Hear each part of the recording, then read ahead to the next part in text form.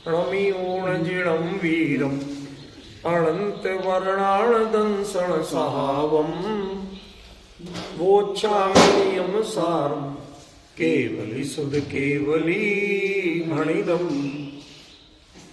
यह नियम सार परमागम है, इसका शुद्ध भाव अधिकार चल रहा है। इसमें 38वीं गाथा जो पहली गाथा थी उस पर अपन ने चर्चा की। आज 39वीं गाथा शुरू करते हैं। लो खलु सहाव ठाणा लो माणव माण भाव ठाणा वा लो हरिस भाव ठाणा लो जीवस हरिस ठाणा वा। इसमें बता दूं, जीवस हरिस डबल जो साहू रहा ना वो नहीं है, वो एक ही है, वो बस जानने के लिए वही लिखा है मैंने। उससे उच्चारण भी शुद्ध हो रही है और छंद भी टूट रहा है। ठीक है ना।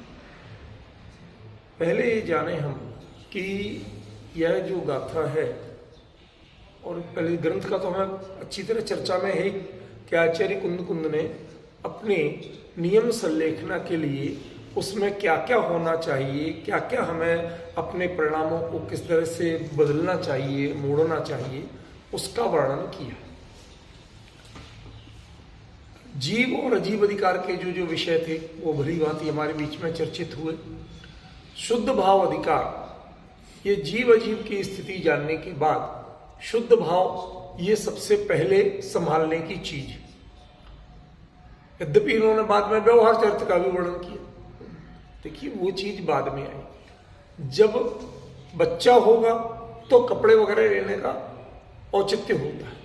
आप जानते हैं कभी कि घर में जब बच्चा होना भी हो ना तो पहले से कपड़े लेना उसके लिए इसे अमंगल माना जाता है। आपको शायद ये पता नहीं, मैं आपको फैक्ट बता रहा हूं। उसके लिए हमेशा होने पे इधर उधर के पुराने कपड़े जो होते हैं ना वो पहनाए जाते हैं, फिर लाओ, होने के बाद जितने चाहे लाओ। ठीक है ना। क्यों? दो कारण हो जाते हैं उसके। एक तो जो अशौच की स्थिति होती है शुरू के दिनों में, तो वो कपड़े फिर आगे काम नहीं लेना, तो एक तो वो चीज टल जाए। दूसरा, पहले से लेके रखे थे ये शुभ नहीं माना गया। हो जाए तब आप वो चर्चा करें। तो मूल चीज बच्चा होना है घर में, कपड़े तो आ जाएंगे, सब साधन हो जाएंगे। ठीक है ना। तो जो जच्चा के लिए औषधियां, खान पान, बहुत सब व्यवस्था तो की जाती है, लेकिन कपड़ों की नहीं की जाती। कपड़े हमेशा बाद में लाए जाते। तो जो व्यवहार चरित्र है उसकी चर्चा आचार्य ने बाद में की, और शुद्ध भाव की पहले की, कि पहले ये इसको संभालो। वो बाहर की चीज है, वो उस भूमिका के अनुसार बता दी जाएगी कि नियम संलेखना में कैसा व्यवहार चरित्र होना चाहिए। इसलिए उन्होंने पहले व्यवहार चरित्र की चर्चा नहीं की। ठीक है ना। तो शुद्ध भाव में जहां उन्होंने जीवादि बहतच्चम हेयम उपादेयम अपणोम अप्पा ये कह दिया, ठीक है ना, उसके बाद में पहली बात उन्होंने जो रखी वह अपने आप में बहुत महत्वपूर्ण है। अमित जी भाई साहब, मैंने बहुत विचार किया इसके बारे में कि यदि इसे कदाचित आप किसी ने कहा, विद्वान नहीं कहा हमारे, देखो हम तो सहज भाव से सबकी बात सुनते हैं। ठीक है ना। कितना माने कितना ना माने बात अलग है। जो युक्ति संगत लगेगी जरूर मानेंगे, नहीं लगेगी नहीं मानेंगे, हम आचार्य की मानेंगे पहले। लेकिन हमने बहुत कोशिश की। किसी ने कहा कि नियम नाम मिलते ही आप नियम संलेखना पे ले जा रहे, हमारे यहाँ यम नियम भी तो है, तो हो सकता है वो हो। मैंने कहा ठीक है, आपका कहना सही है, लेकिन आचार्य ने जिस ढंग से इसमें चर्चा की है, जिन विषयों की चर्चा की है, वो नियम संलेखना पे लागू पड़ते हैं, वो सामान्य नियम पे लागू नहीं पड़ते। कैसे? जब कोई व्यक्ति नियम संलेखना माने संलेखना की ओर अग्रसर हो जाता है, एक अपना लक्ष्य लेके चल पड़ता है, तो उसे पहले पहले ये भाव करना चाहिए कि जो सहजता में आप हर्ष अपने में ऐसे, अब इसमें जो पहला कारण हो सहावट, लोक हनु सहावट ठाण, स्वभाव स्थान। अरे मान अपमान के स्थान नहीं रहे, समझ में आता है शुद्ध भाव के लिए। हर्ष और अहर्ष के स्थान नहीं रहे, समझ में आता है। लेकिन स्वभाव के स्थान भी नहीं रहे, तो अपन को समझना पड़ेगा कि ये स्वभाव के स्थान क्या है। ठीक है ना? प्रश्न लगेगा नहीं लगेगा? पहले अपन एक अर्थ कर लेते अच्छी तरह से, फिर इस विषय पे अपन चर्चा करेंगे, और फिर आचार्य ने ऐसा क्यों कहा वो अपन समझिए। देखो, णो खलु सहावठाण, खलु यहां जोर दे के कहा कि वास्तव में स्वभाव स्थान इसमें नहीं होते शुद्ध भाव में। ठीक है?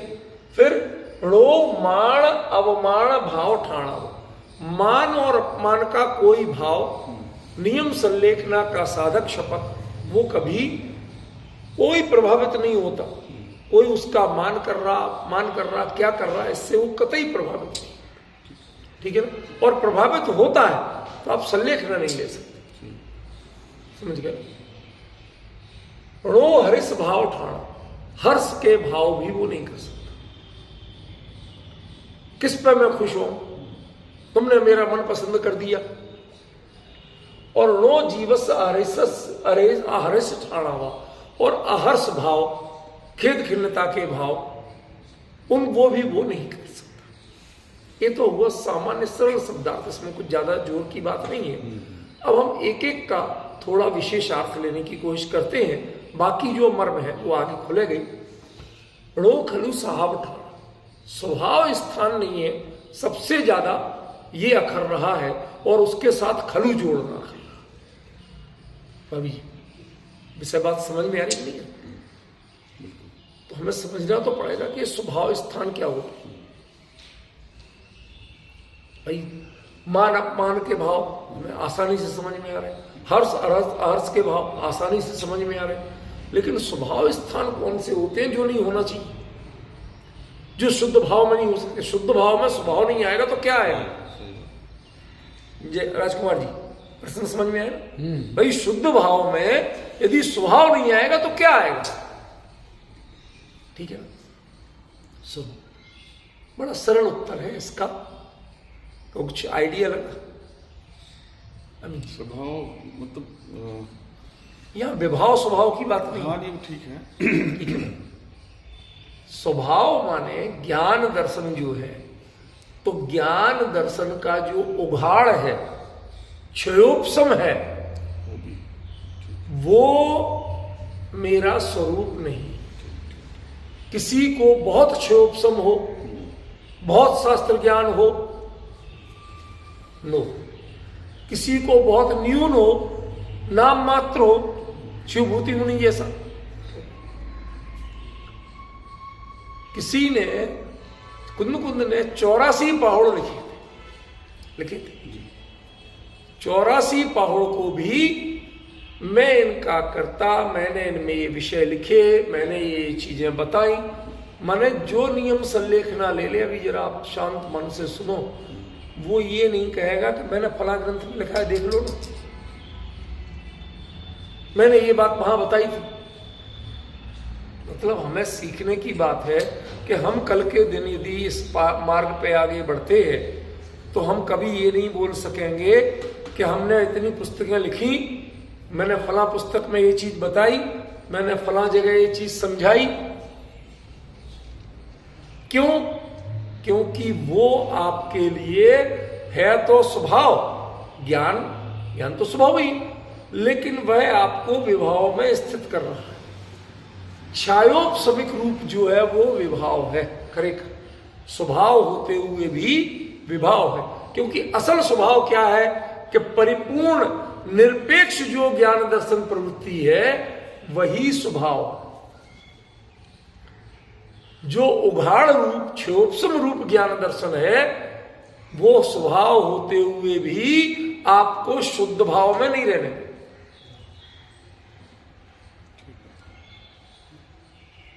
अभी मैं इसका जब विस्तार बताऊंगा तो आपको बड़ा मतलब अटपटा लगेगा। जैसे मैं छंद का जानकार, कल्पना करूंगा, कोई अपना अहंकार दृष्टांत दे रहा हूं, और सामने वाला यदि छंद के अनुरूप नहीं पढ़ रहा हो तुम्हें गाथा चलने का लक्षण नहीं आता? तो मैं बताया था ना एक दिन, ऐसा पढ़ा जाता है। मतलब संघ में आप बड़े हो, लेकिन नियम संलेखना के बाद आप किसी को टोका टाकी नहीं करोगे, सुधार के काम नहीं करोगे, सिर्फ अपने परिणाम का अन्वीक्षण करना, यही आपका काम रह जाए। मुझे तो लग रहा है कि संलेखना की बुक में एक पार्ट और अलग से बनाना पड़ेगा ये मुनिराजों को। अभी अविरत साहब को बना रहा हूं। ये पक्ष मतलब जो आचार्य कुंद ने यहां दिए कि नियम संलेखना लेने के बाद आप क्या नहीं कर सकते। पढ़ना, पढ़ाना, चाहे दूसरे से पढ़ना, चाहे दूसरे को पढ़ाना, समझाना, संबोधन देना, किसी के कमियां हो तो उनका सुधार करवाना। चलो शुद्ध पढ़ना ही सिखा रहे, कहती ये सब प्रवृत्तियों से दूर हो जाओ। जितनी क्षयोपशमिक प्रवृत्तियां हैं, क्षोपशम से जो चीजें आपको मिली हैं, उनका यूज करोगे तो शुद्ध भाव में नहीं रह पाओगे। भाई सब जरा कल्पना तो करो कि क्या ये अपनाना इतने सहज है। आपको जो चीज आती है वो तो अभिव्यक्त होगी ना, उस पर कंट्रोल करना कितना कठिन है। बात समझ में आ रही? मैंने एक बात कही थी बहुत साल पहले कि मुनिराज ध्यान में लीन, अचानक उन्हें दिखाई दिया कि एक बच्चा ऊपर से गिर रहा है और वो सामने उधर बैठे थे। वो जाके उसे झेल सकते थे, पकड़ सकते थे, और वो उन्होंने नहीं किया। अब हम कर सकते हैं, शरीर में सामर्थ्य है, उसके बाद वो कार्य नहीं करना, और वो जीव दया के कार्य में परिभाषा में आता है, और वो नहीं करना, ये आपको कितना क्षम्य लगेगा, ये मैं आपसे पूछना चाहता हूं। आपको तो यही लगेगा हमारे सामने बैठे थे, इतना सा नहीं कर सकते, बच्चे की जान चलेगी। अब सोचिए जरा, जैसे मुनि धर्म में ये दौड़ना भागना, ऐसे चल के किसी को बचाना, वो उनको बचाने के माने जीव के अपने कल्याण का सामान्य उपदेश दे सकते हैं, लेकिन स्वयं अपने गमन में जीव रक्षा हो ऐसी ईर्य समिति का पालन कर सकते हैं। कुछ भी सामान उठाए रखें, आदान निक्षेपण समिति में जीव दया का पालन कर सकते हैं, लेकिन वो किसी को बचाने, हटाने, धकेलने ये कार्य नहीं कर सकते। अब सच बताओ, ये परिणाम किस रूप से समझेंगे? आप सामने देख रहे और आपके सामने वो हो रहा, और आप दैहिक रूप से उसे कर भी सकते, और आपने नहीं बचाया। ये परिणाम यदि उधर की ओर देखते हुए देखें तो निश्चित रूप से क्रूरता है। गलत कह रहा हूं? निश्चित रूप से क्रूरता है। लेकिन आप अपने शुद्ध भाव में स्थित रहें तो ये क्रूरता नहीं। केवली परमात्मा के ज्ञान में लोकालोक के बहुत से घटनाक्रम आते। अन्य मतियों में आता है कि वो मगरमच्छ ने हाथी को पैर को पकड़ लिया, गजग्राह आता है, ठीक है, तो उन्होंने पकड़ लिया हाथी को, वो खींचने लगा पानी में। अब हाथी चिल्लाया तो विष्णु जी भागे वहां से, कह रहे हमारे भक्त पे संकट है, और उन्होंने सुदर्शन चक्र चलाया, मगरमच्छ मर गया, हाथी बच गया। हाँ, किसको बचाएं और किसको मारें? अरे मारने का विकल्प तो स्वीकार नहीं है, किंतु बचाने का विकल्प भी उस भूमिका में मुनि धर्म में स्वीकार नहीं है। आप अपनी क्रिया करते समय जीव दया का पालन करें, ये जुदी बात है, ये व्यवहार चरित्र में आएगा। लेकिन आपको अपने शुद्ध भाव की रक्षा के लिए उन सारी पंडिताइयों को भूलना पड़ेगा। एक सच्ची घटना बताता हूं, आपको शायद एक आध बार बताई। बहुत साल पहले, मैं लगभग 45 साल हो गए, जबकि करेली में, मध्य प्रदेश में है, इटारसी के पास करेली, तो वहां इटारसी जबलपुर रूट पे, तो वहां दशलक्षण में गया था। तो दशलक्षण में गया, अब बहुत छोटा था, चर्चा ठीक ठाक चल गई। तो आसपास संयोग की बात, कोई और ज्यादा ऐसे नहीं थे कि जिनकी बहुत ज्यादा धूम मच रही हो, तो जबलपुर से लोग वहां आने लगे सुनने के लिए। रिश्तेदारियां सबकी थी, तो कई घरों में मेहमान बढ़ गए।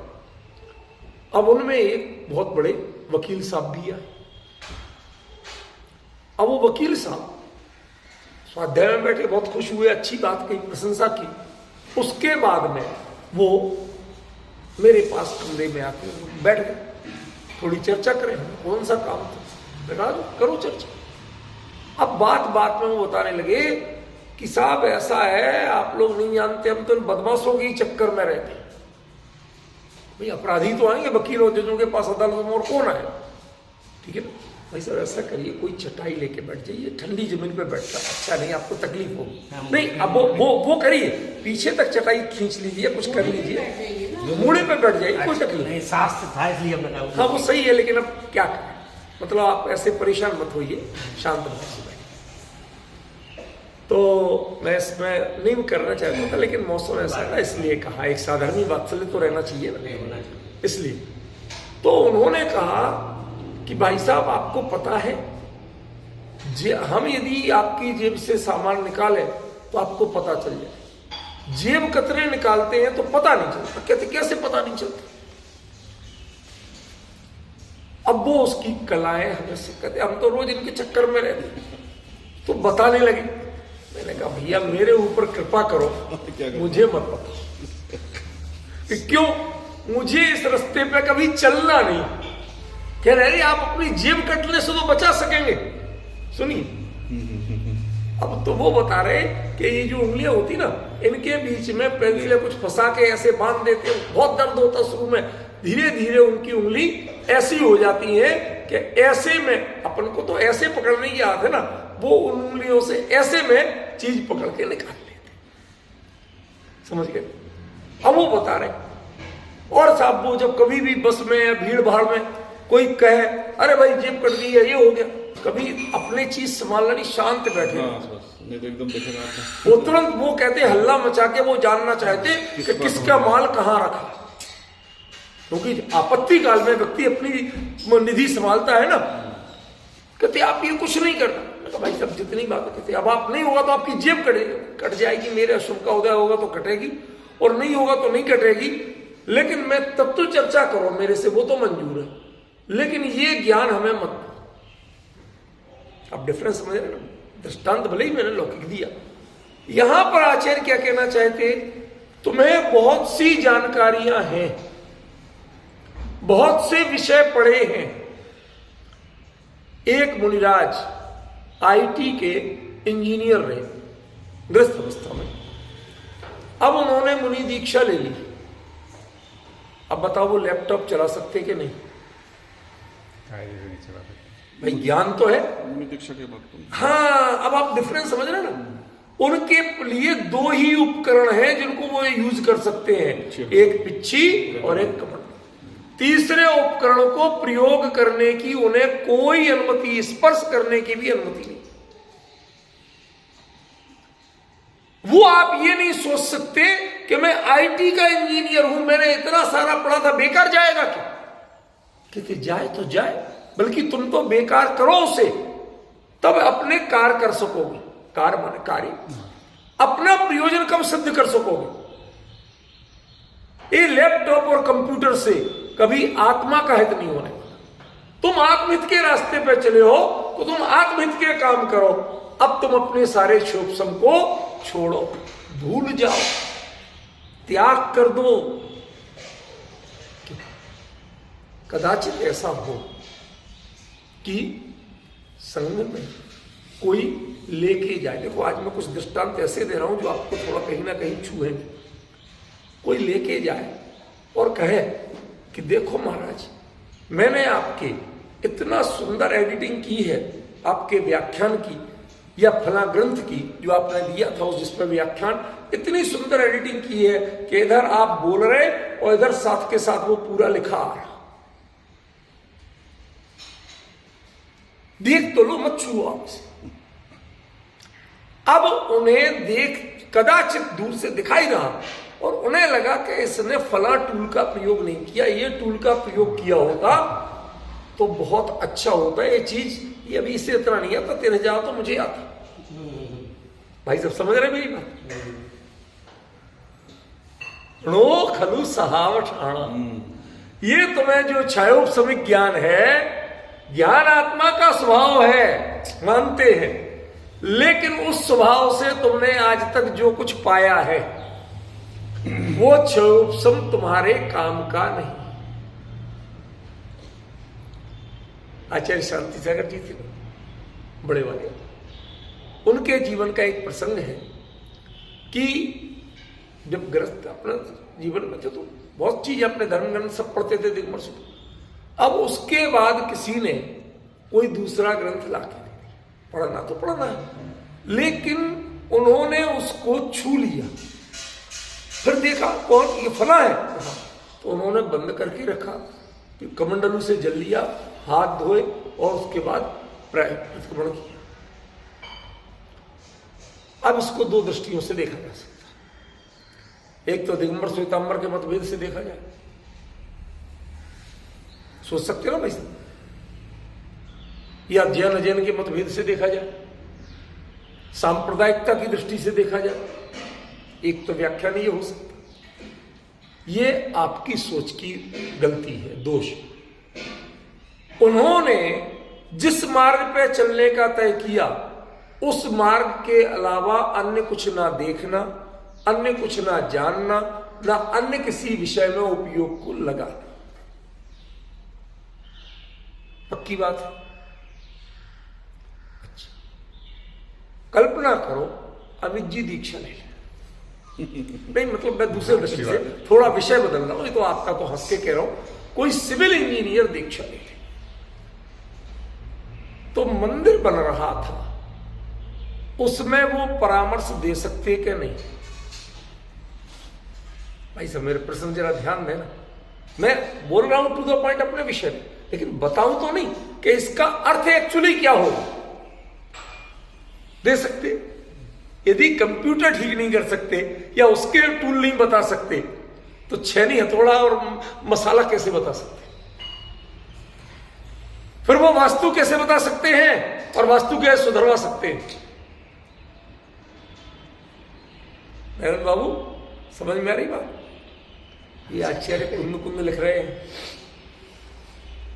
अरे बस हम तो ज्ञान की बात कर रहे थे, हम थोड़ी है सब कुछ, हमने तो उसे सिर्फ जानकारी दी थी कि ये चीज ऐसे नहीं ऐसे होती है। तुम्हें क्या क्या पता है होने को, तो आपको जब ग्रस्त थे तो गृहस्थी भी पता है। क्या बताओगे कि लड़की के लिए लड़का कैसा ढूंढना? भाई साहब मुनिराज कह सकते हैं, उपदेश दे सकते हैं, इसकी चर्चा कर सकते हैं। क्यों? जैनों का अलग मैरिज ब्यूरो बनना चाहिए जिनमें संस्कारी लड़के लड़कियां ढूंढे जाए, ये मुनि धर्म में आ सकता है क्या? नयन बाबू बात समझ में आ रही है?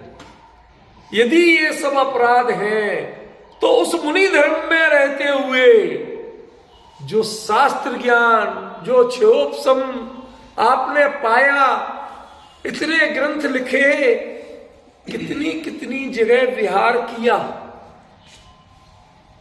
सुनना जरा, मैं कहूं भाई साहब उधर मत जाना। क्यों? वहां के लोग जरा अच्छे नहीं हैं। आप तो इधर इधर विहार करना, यहां अपने समाज भले लोग हैं, आपकी चर्या आराम से निभ जाएगी।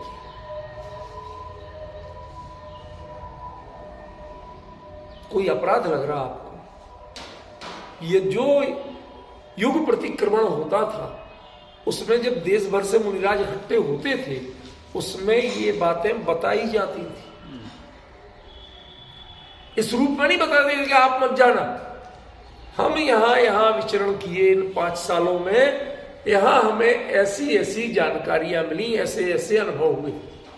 ये वहां बताना नियम है, लेकिन यदि नियम सल्लेख ना ले लोगे तो ऐसे कुछ भी विवरण नहीं दे सकते।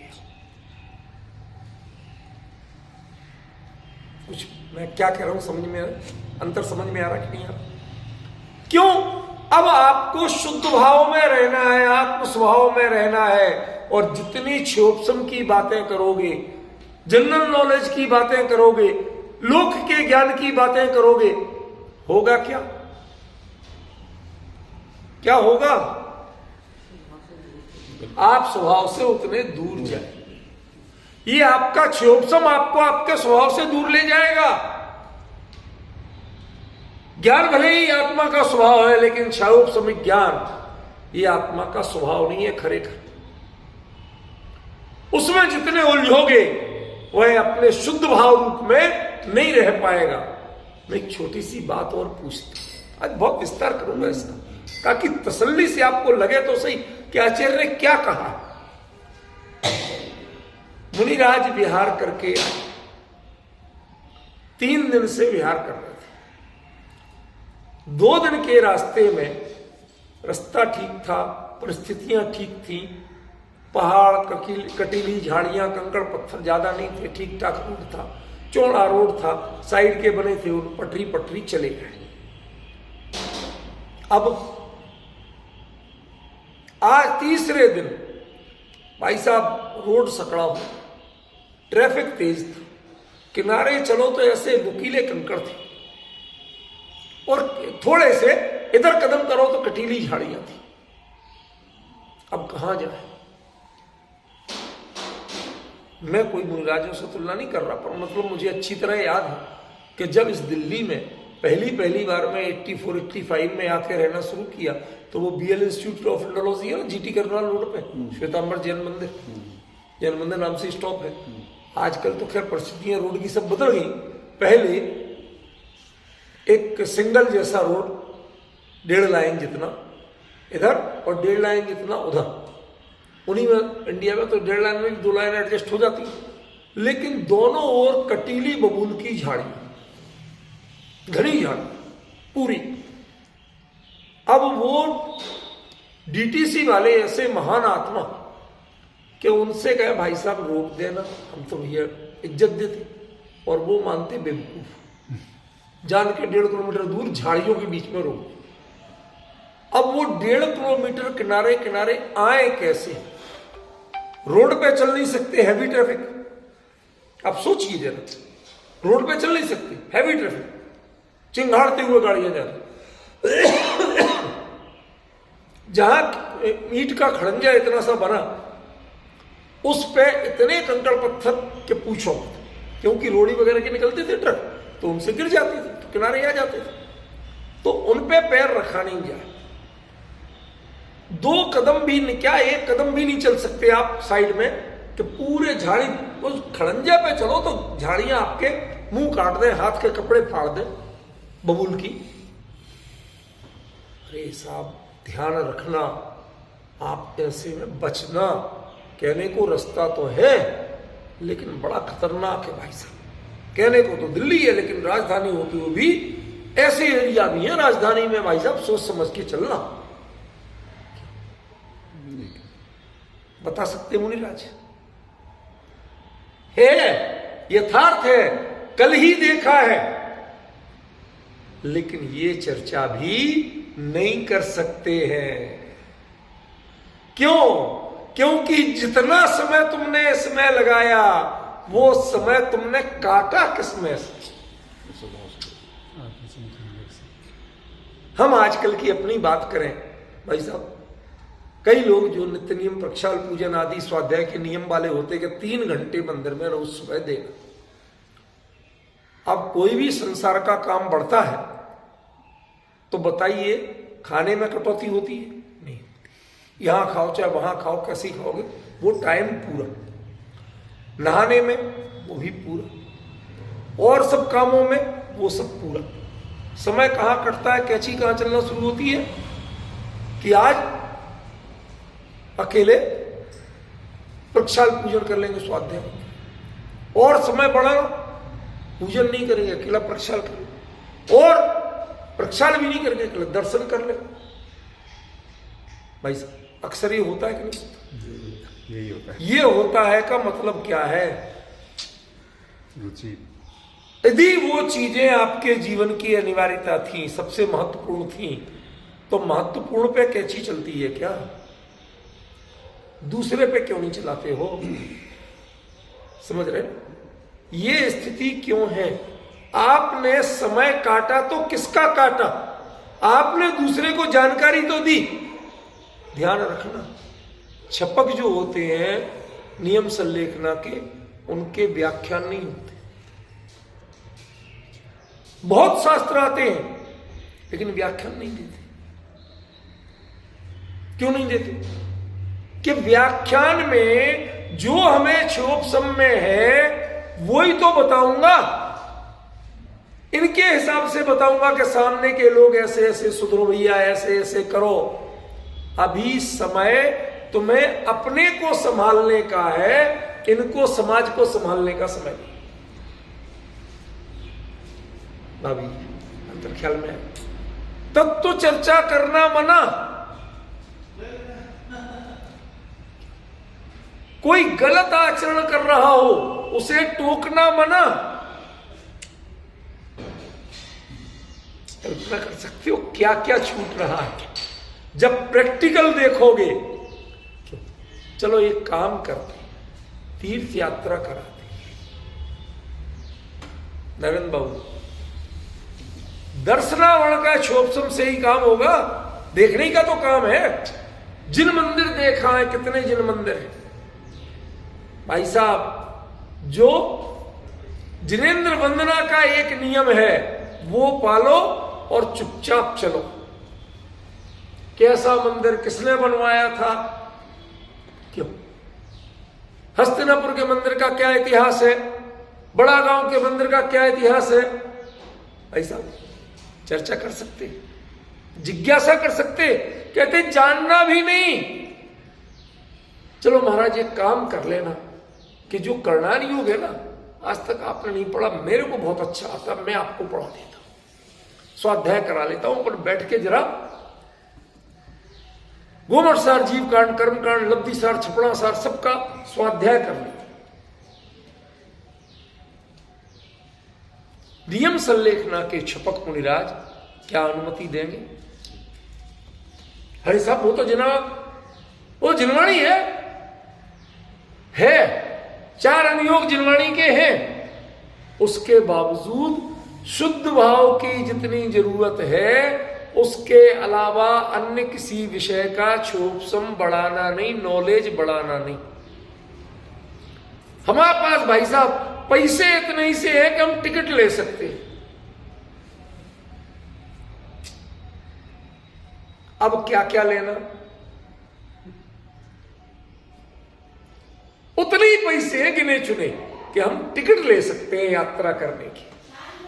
तो जैसे व्यक्ति गरीब हो, उतने ही साधन हो, तो वो टिकट लेता है, इसके अलावा कोई संसाधन नहीं लेता, क्योंकि जाना जरूरी है। सही है ना भाई साहब? तो ऐसे ही आपके लिए मोक्ष में जाना जरूरी है। तो मोक्ष की टिकट क्या है? शुद्ध भाव।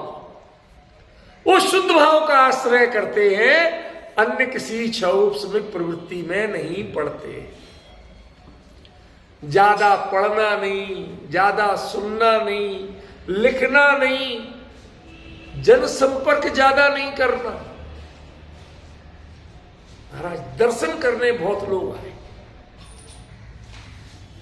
कहते उनको राग है ना, वो अपना जाने। हमारी ये मजबूरी कहां है कि हर एक को आशीर्वाद दे ही दे, हर एक से बोले ही बोले, दिन भर लोग आए और दिन भर उनसे बतियाते रहे। किसने कहा? ज्यादा लगे उठ के चल दो, कहीं और चुपचाप बैठ जाओ। ये अपने शुद्ध भाव की साधना, ये नियम संलेखना का पहला महत्वपूर्ण पड़ाव। उसमें सबसे अधिक बाधक कोई है तो छायोपशमिक ज्ञान और दर्शन की प्रवृत्ति। देखने का भाव खत्म, कितने तीर्थ देखना, कितने शास्त्र पढ़ना, कुछ नहीं। अब ज्यादा पढ़ने में भी क्षोभसम लगाना नहीं। अब जो पढ़ा उसको अपने जीवन में उतारने का समय। अब ना ज्यादा पढ़ने का समय है, ना ज्यादा पढ़ाने का समय। जबकि नियम संलेखना का समय कोई कम नहीं होता, 6 से 12 साल तक होता है। पॉइंट समझ रहे? 2-1 दिन की बात हो और ऐसा कर ले व्यक्ति, समझ में आता है। पर 12 साल पहले या 6 साल पहले से ऐसा अपने आप को मर्यादित करना, दे कभी भी छूटे तो छूटे, लेकिन मैं अपने लिए शुद्ध भाव में मर्यादित कर रहा हूं। मैं अपने कर्मों का उतना बैलेंस घटा रहा हूं, उसका बैंक बैलेंस घटता ही जाए, बढ़ ना पाए। बताओ सबसे बड़ा बाधक तत्व कौन सा है? छायोपशमिक ज्ञान दर्शन की प्रवृत्ति, ये शुद्ध भाव में सबसे बड़ा बाधक तत्व है। सच बताइए, कभी हमने कल्पना की थी? हम तो खूब शास्त्र स्वाध्याय करो, पढ़ो, पढ़ाओ, स्वाध्याय लोगों को सुनाओ, लोगों को जानकारी हो, समाज में जागृति हो। क्यों भाई साहब, ये क्या लगते हैं? बहुत अच्छे काम। समाज के लोगों को इकट्ठा करो, उनके शिविर लगवाओ, नई पीढ़ी के लोगों को इतनी इतनी जानकारी दो, इतनी पुस्तकें छपवाओ। ये सब काम आसान लगते ना, लेकिन मुनि धर्म में यही काम बाधक है। अब वो हो रहा हो तो क्या कर सकते, होवे को कुछ भी इलाज नहीं है। लेकिन इसको विचार तो करो, क्या लिख रहे हैं आचार्य देव? जो अपनी साधना में, अपने शुद्ध भाव की साधना में क्षोभसम शास्त्र का जो ज्ञान है उसको बाधक मान रहे हैं, उसकी चर्चा को बाधक मान रहे हैं। ये जो करुणा आपको लगती है, 84 पहाड़ ग्रंथ लिखी है इन्हीं कुंद कुंद ने, और वो ही लिख रहे हैं किरणों खलु साहब ठाणा। ये स्वभाव जो ज्ञान दर्शन है आत्मा का, इसकी जो छायोपशमिक प्रवृत्तियां हैं, ये अब शुद्ध भाव में बाधक है। इनको मैं स्वीकार नहीं करता हूं, इनका त्याग करता हूं। बोलो, कोई ऐसे मुनिराज हो चाहे श्रावक हो जिसको संलेख ना लेना, कभी ये सोच सकता है कि मैं छायोपशमिक ज्ञान दर्शन की प्रवृत्तियों में विराम लगाऊंगा? मैं बिल्कुल नहीं बताऊंगा। कोई पूछे, महाराज संघ का अगला संघपति कौन हो? एक बार जब इस चीज को त्याग चुके, संलेखना का भाव कर चुके, उसके बाद कौन होगा ये हमारा काम नहीं है, तुम जानो तुम्हारा काम। मैं किसी को उत्तराधिकार पत्र, मेरे लिए अधिकार क्या था? जब अधिकार का भाव ही त्याग दिया तो अब इसका मैं निर्णय नहीं करूंगा, इसका विकल्प नहीं करूंगा, विचार नहीं करूंगा। अच्छा महाराज ये तो बता दो कि आपकी दृष्टि में ज्यादा बेहतर कौन थे? किनका आचरण व्यवहार आपको ज्यादा अच्छा लगा? इतना ही बता दो। मौन। मुझे इधर उपयोग लगाना ही नहीं, मेरे से चर्चा मत करो, मैं इधर उपयोग नहीं लगाना चाहता। मेरा जो समय है वो अपने शुद्ध भाव की साधना के लिए है, अन्य इन चर्चाओं चिंतन के लिए नहीं। अच्छा महाराज ऐसे करो, हम 4 नाम ला रहे, 4 में से एक जो आपको बेहतर लगे बोलता।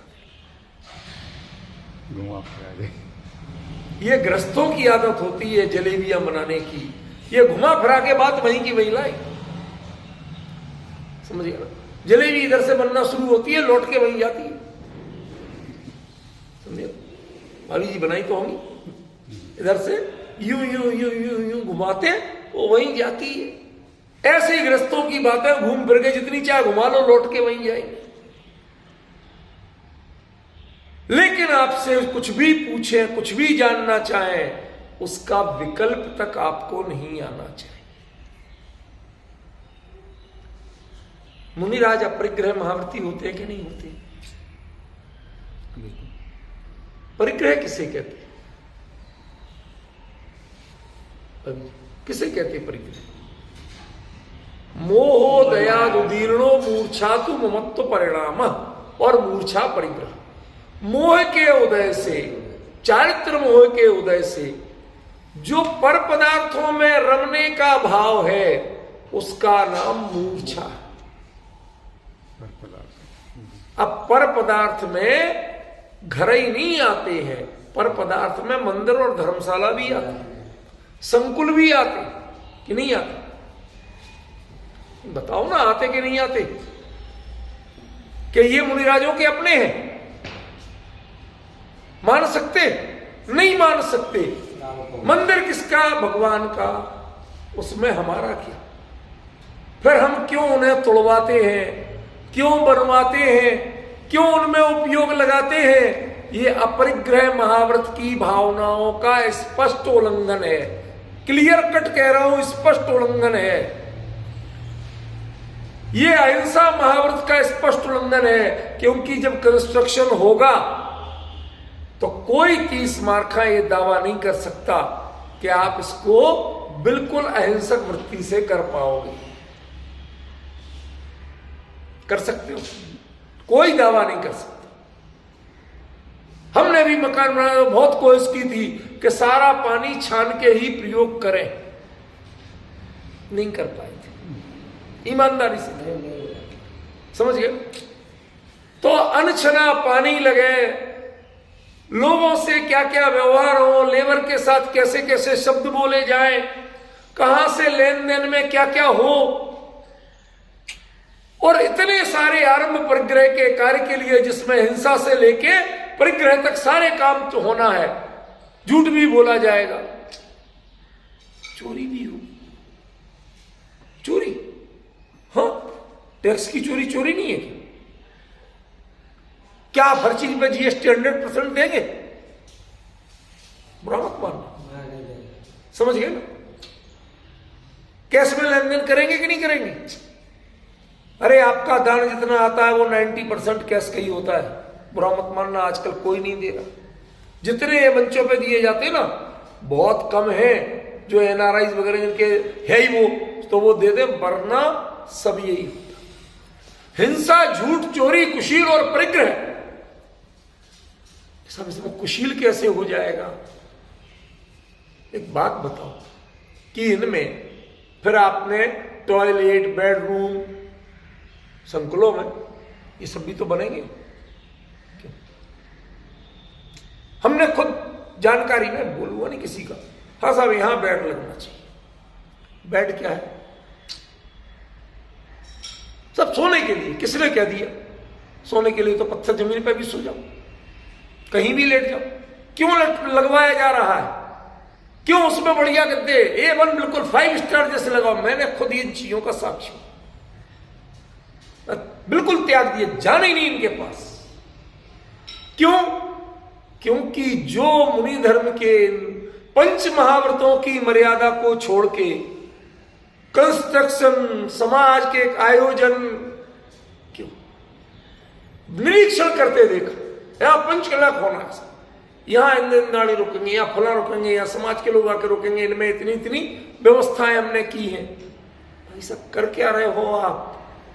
कौन हो आप? हमें इतना परिचय दे दो, हम पहचान नहीं पा रहे आपको। मुद्रा तो दिख रही है लेकिन परिणाम नहीं दिख रहे। समझ में आए? और ये बात प्रतिष्ठाचार्य पे भी लागू होती है। उनकी जो मर्यादा कही वो किसी प्रतिष्ठाचार्य में नहीं दिखती आज की। यज्ञ नायक किसे कहते हैं उसका पता नहीं है, आपको विचार करना पड़ेगा। आपको पता है भाई साहब, प्रतिष्ठा विधि जब हो रही होती है तो जो जो उसमें पद लेते हैं वो उतने समय के लिए अपने परिवार के संपूर्ण संबंधों का त्याग करते हैं। कोई प्रमाण? हाँ, आपके जिस समय मौली बंध जाए उसका संकल्प ले लें, उसके बाद आपको सूतक पातक नहीं लगता। घर में सगे की मौत हो जाए आपको सूतक पातक नहीं लगेगा। इसका मतलब सूतक पातक कोई ऊपर से आके चिपकता है? नहीं, बताइए ना भाई साहब। आजकल लोग हजारों मील दूर रह रहे, उनके आके चिपकता है क्या कोई चीज? क्या है फिर अशुद्धि? मन की अशुद्धि, मोह की अशुद्धि। आपको वो मोह का त्याग करोगे तब तो आपकी प्रतिष्ठा विधि के पात्र बनोगे आप। आपने मोह का त्याग नहीं किया। अरे नियम संलेखना जैसे परिणाम करना पड़ते हैं तब पंचगणक प्रतिष्ठा विधि के पात्र बनते हैं आप।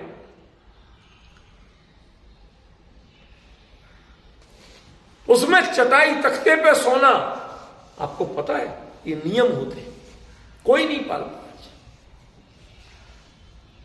आपको सूतक पातक क्यों नहीं लगेगा? सूतक पातक ऊपर से चिपकने वाले दोष नहीं है। सूतक पातक अंदर में मोह की बेवलता से जगने वाले परिणाम है। माने आपने पूरे परिवार के प्रति, सारे संबंधियों के प्रति मोह भाव का त्याग किया, तब तो नहीं लगेगा ना। क्या आपने वैसा आचरण किया? नियम संलेखना जैसी स्थिति होती है वहां शांति से अपना स्वभाव का चिंतन करो, मनन करो, स्वरूप में समाने की चेष्टा करो, लेकिन ये सब काम मत करो। आप जितना आपको विधि कही गई श्री जी के ऊपर करने उतने के लिए हो, पर उसके अलावा अन्य किसी कार्य में आपका उपयोग न जाए, ये अनिवार्यता होती। समझे? यहां तो कितनी बड़ी बात कह दी अमित जी भाई साहब। रो खलु साहब ठाणा, जो क्षोभसम ज्ञान से, दर्शन से जितना आपको नॉलेज है, जो जो जानते हो, वो अब तुम्हारी संपत्ति नहीं है, वो तुम्हारी नहीं है।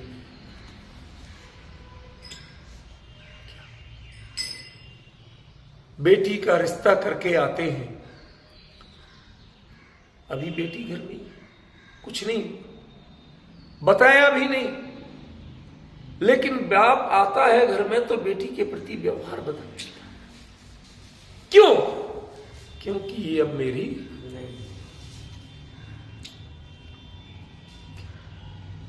मकान का सौदा करके आ जाए, अभी 6 महीने यहीं रहना, लेकिन प्रति समय अब वो केयर नहीं होती, रहता है केयर नहीं होती, सुधार का भाव नहीं आता, रिपेयर का भाव नहीं आता, उसके प्रति खेद खिन्नता नहीं जगती कि ये घट रहा, ये बढ़ रहा। ऐसा क्यों? क्योंकि अंदर से ममत्व घट गया, वो ममत्व कहीं और जुड़ गया है। अब जहां जगह ली उस जगह पे भी ममत्व बढ़ गया, वहां पर ध्यान रखता है, कोई कब्जा तो नहीं हो। ऐसे ही मेरे शुद्ध भाव की फसल पे कोई और कब्जा तो नहीं कर रहा। अपने क्षोभसम को लगाओ तो उसके लिए लगाओ, ये दुनिया के शास्त्र ज्ञान बखानने के लिए मत लगाओ, दुनिया की जानकारियों के लिए मत लगाओ। आचार्य कुंद कुंद ने कहा, भैया नियम संलेखना का पहला पाठ रो खलु साहब उठा।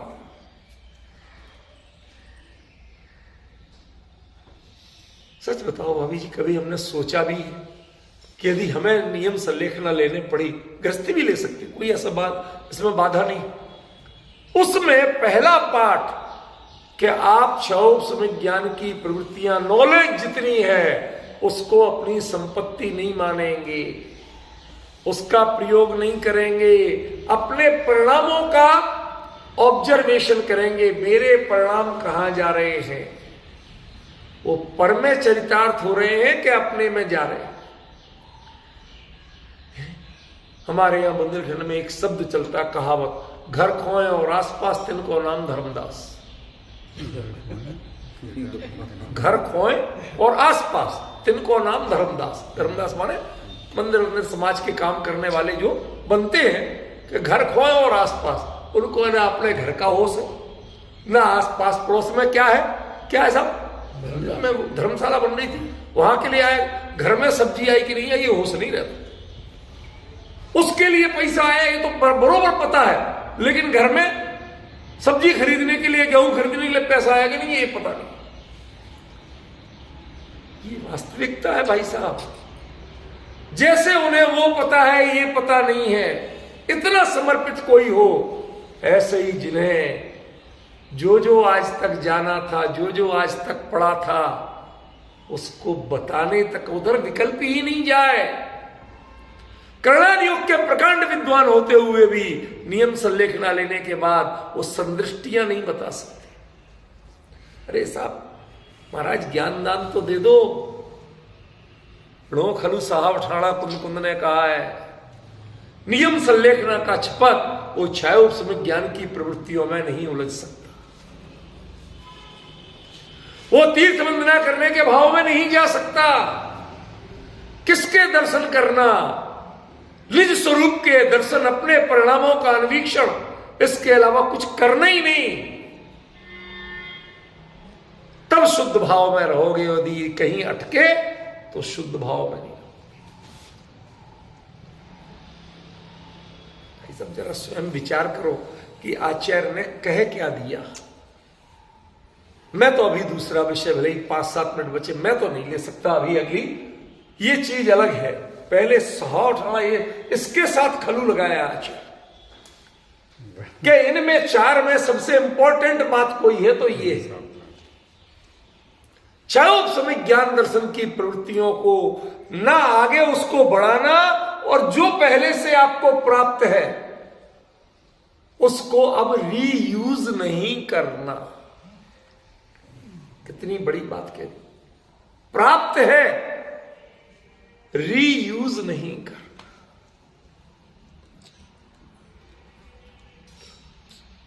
हमने ये तय किया कि भाई साहब आज के बाद हम नए कपड़े नहीं खरीदेंगे, तो पुराने जो है वो प्रयोग कर सकते कि नहीं। अब सोचना जरा, भाई नए काम नहीं करेंगे, पुराना तो यूज करें। नए शास्त्र, नई नॉलेज के काम नहीं करेंगे, पुराना जो है वो तो चलाएं। कपड़ों में कहा था तो सब हाँ करने लगे। कपड़े तो पहनने पड़ेंगे। अरे उसमें भी परिवर्तन आ जाता है भाई साहब। फिर तो बिना सुले धोती दुपट्टे जितने हैं जो घर में थे, 2 जोड़ी कपड़े, उससे काम हो जाएगा। वो जो रखे हैं उनका भी त्याग होता है। और बिना सिले माने क्या? ये सिलना ग्रंथि का प्रतीक है। वो कपड़े अपने आप आपके ऊपर टिकते हैं, लेकिन बिना सिले वो अपने आप नहीं टिकते हैं। तभी तक टिकेंगे जब तक आप उन्हें पकड़ोगे। बहुत बड़ा विवेक है उसके पीछे। बिना सिले कपड़े पहनने के पीछे बहुत बड़ा विवेक है भाई साहब। उतनी देर टिकेंगे जितनी देर आप पकड़ोगे। आप अपने कुछ भी हाथ पर हिलाते रहो और वो टिके रहे अपनी जगह। ये आपकी सिली सिलाई शर्ट में, हमारे सिली सिलाई कुर्ते में, जैकेट में, सब में हो सकता है, लेकिन दुपट्टे में हो सकता है, धोती में हो सकता है। जब तक वो पकड़े रहोगे, गांठ बांधे रहोगे, गांठ खुली, वो टिकेगा नहीं। उसमें कोई बंधन के दूसरे तरीके, कोई उपकरण नहीं। जब उपयोग हमारा संसार से एकदम हट गया तो उसके बाद हम इन सबकी चिंता और चिंतवन नहीं कर सकते। अच्छा एक चीज बताओ। मैं जी देखो बोर तो हो, एक चीज बताओ। नहीं आप नहीं हो रहे, मुझे पता है, मैं तो ऐसे ही कह रहा हूं। सुनो, आप पर हमें पूरा भरोसा है। एक मुनिराज जो स्वयं छपक बने हो, नियम संलेखना ली हो, वो दूसरे को नियम संलेखना के तरीके सिखा सकते कि नहीं? वो भी क्षोभ समझ, वो भी पर की प्रवृत्ति है। निर्यापक होते हो, निर्यापक कभी नियम संलेखना वाले नहीं। नॉलेज जिन्हें है वो प्रयोग नहीं करते, और जो प्रयोग करते हैं वो नॉलेज के गुलाम नहीं। वो नॉलेज जो है वो अपने लिए है, वो अपने में प्रयोग करेंगे, दूसरे को सिखाने में नहीं करेंगे। दूसरे को सिखाने में लो खलू साव ठाणा, ये नियम आगे आ जाएगा, लेकिन अपने अंतर में प्रयोग करने में ये नियम कहीं वो चाहते ही हैं। अंतर में रहोगे तो भाव शुद्ध रहेंगे, और पर में रहोगे तो ज्यादा से ज्यादा शुभ रहेंगे, शुद्ध तो नहीं रहेंगे। अंतिम समय में होश ही कहाँ रहता है? वो इसीलिए तो ये लिखा आचार्य ने कि इतना होश रखना, मेंटली प्रिपेयर्ड रहना, 12 साल पहले से संलेखना लेना, ये नियम संलेखना की बात है। 12 ये साल अंतिम तो छोड़ो, जब आखिरी टाइम आता है तो ये सब बातें अपने आप हो जाती ये तो इसीलिए तो कह रहे 12 साल पहले से जिसके लिए आप प्रिपेयर्ड होगे तो आखिरी समय तक वो चीज चलेगी। जब आप प्रिपेयर्ड ही नहीं है, आपने विचार ही नहीं किया, तो साक्षात चलेगी कहां से? फादर के केस फिर आप दूसरे के द्वारा रहोगे कि दूसरे बता दें तो हो जाए। 12 साल तक तो बहुत टाइम होता है। तो भाई आचार्यों ने क्यों दिया? देखो सुनो सुनो सुनो राजकुमार जी, आपको एक सुंदर बात बताता हूं। ये है अपने यहाँ के भारतीय संस्कृति के किसी ग्रंथ का है, लेकिन मैंने छात्र जीवन में आज से लगभग 50 साल पहले रीडर्स डाइजेस्ट में पढ़ा था। यथार्थ बात बता रहा हूं, सबसे पहले वहां पढ़ा था, बाद में तो कई जगह पढ़ चुका मैं। उसमें आया कि बहुत से लोग भगवान ब्रह्मा जी मानते हैं जैसे, उनके पास गए तो गधा घोड़ा बाघ वगैरह ये कहते कहते महाराज इतनी लंबी जिंदगी दौड़ते दौड़ते माल ढोते ढोते हमसे तो नहीं होती, हमारी सजा कम नहीं कर सकते तो एज कम कर दो। तो उन्होंने कहा सबकी 40 साल थी उम्र, उन्होंने कहा तुम्हारे 20 साल कोई लेने को तैयार हो तो उसको दे दे। मनुष्य तो लालची आदमी, जो मिल जाए सब दे दे, तो ले लिया उसने। समझ में आया? उसके बाद बैल से लगा, उसने भी कह दिया महाराज हमें तो छुट्टी, तो उसकी भी मनुष्य ने ले ली। समझ में? ऐसे सबकी लेता गया। अब पता चला कि 40 साल तक तो वो इंसान की जिंदगी जीता, उसके बाद घोड़े की तरह जुता रहता है, बैल की तरह, फिर कोल्हू के बैल की तरह अपने उसी दायरे में घूमता रहता, उसके आगे सोचते ही नहीं, और अंत में उल्लू की जिंदगी मिली, जिसे में दिखाई नहीं दे, सुनाई नहीं दे, इंद्रियां काम नहीं करे, फिर भी मेरा पोता मेरा नाती, हाथ फेर फेर के ही खुश होता है, जिंदगी बिताता रहता है, अपने स्वरूप में सावधान होने की चेष्टा नहीं की। इसलिए अंत समय तक ये गधा बैल और उल्लू की जिंदगी नहीं जीना पड़े, इसके लिए संलेखना के संस्कार। उस समय भी आप मनुष्य की ही जिंदगी जियो, कर लिया बहुत कर लिया, जितना 40 साल तक ग्रस्तों का कर लिया, उसके बाद में अपने स्वरूप के प्रति सावधान होना से। फिर कौन पत्नी कौन बच्चे, बाहरी दायित्व तो सीमित जितना निभे वो निभाते रहो, लेकिन उसके बाद अपने प्रति अपनी लाइन सेपरेट करना सीखो। क्यों आजकल बहुत कहा जाता है भाई साहब सब कुछ बच्चों के नाम मत कर देना, थोड़ा अपने बुढ़ापे के लिए भी रखना। यहां आचार्य कहते हैं संस्कारों को रखना अपने लिए, ये तुम्हें बचाएंगे, संसाधन नहीं बचाएंगे, संस्कार बचाएंगे तुम्हारे बुढ़ापे। तुम्हारी बीमारी की स्थिति में तुम्हारे परिणामों को कोई बचाएगा तो ये संस्कार बचाएंगे। पैसा नहीं बचाएगा, दवाइयां नहीं बचाएंगी, जो मेडिकल इंश्योरेंस नहीं बचाएगा, असली बचाएगा तो ये बचाएगा। मैंने देखा है भाई साहब के पिताजी को, लास्ट की जो स्थिति थी, इन्हें खुद पता नहीं चला एक्चुअली हुआ क्या। उस समय वो अपने को संभाल रहे थे, ना ये संभाल पाए ना डॉक्टर संभाल पाए। उन्होंने अपने आप परिणामों को स्वयं संभाला। उतनी विषम स्थिति में कोविड चल रहा था चारों ओर, अलग कोई नहीं, हमने पता हमारा लगातार टेस्ट था, नहीं आ पाए, लेकिन उसके बावजूद कोई संभाल नहीं पाया। उन्होंने अपने आप को संभाला और पता नहीं चला कब शांत भाव से चले। ये है, ये इस जिनवाणी के स्वाध्याय का फल, ये इन ग्रंथों के अभ्यास का फल। इसलिए राजकुमार जी पता नहीं चलता ऐसा नहीं है, ज्ञान नष्ट नहीं होता है, ज्ञान जागृत रहता है, लेकिन ज्ञान को क्षोभ में लगाना बंद करो, ज्ञान को अपने स्वभाव में लगाने की शुरुआत करो, तो लोग खलू साहब ठाणा का अर्थ समझ में आएगा। बाकी जो आगे की चर्चा है वो अगली बार चलेगी। इस बात को यहीं तक